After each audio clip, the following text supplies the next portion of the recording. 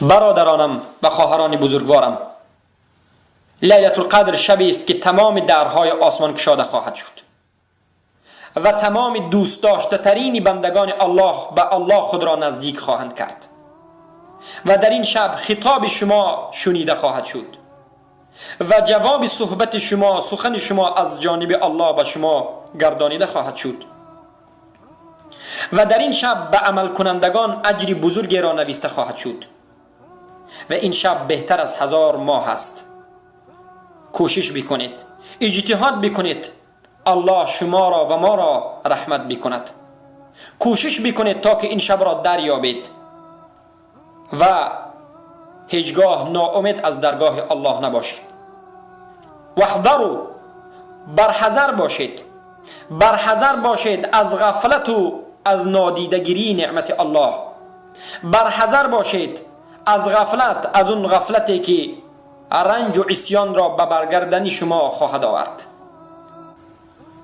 پس از پروردگارمان الله رب العزت و الجلال دعا میکنیم که اللهم اجعلنا ممن صام الشهر.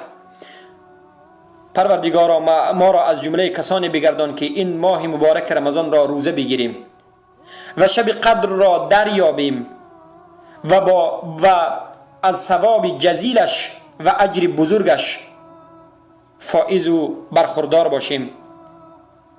اللهم ای پروردگارا ما را از جمله سبقت کننده به سوی نیکیت بگردانی و از سوی منکرات و بدی ما را دور گردانی و ما را از جمله بهترین انسان ها در این دنیا و آخرت بگردانی.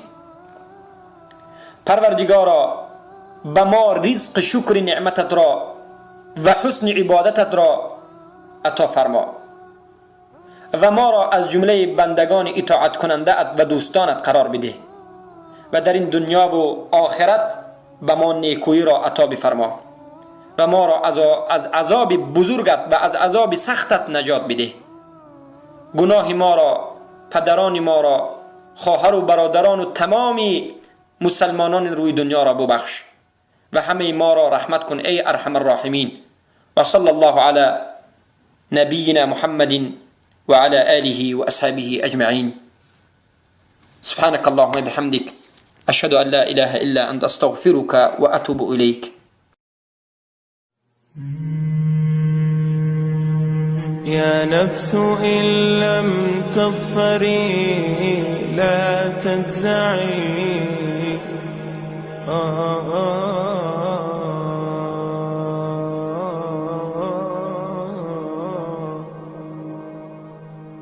يا نفس إن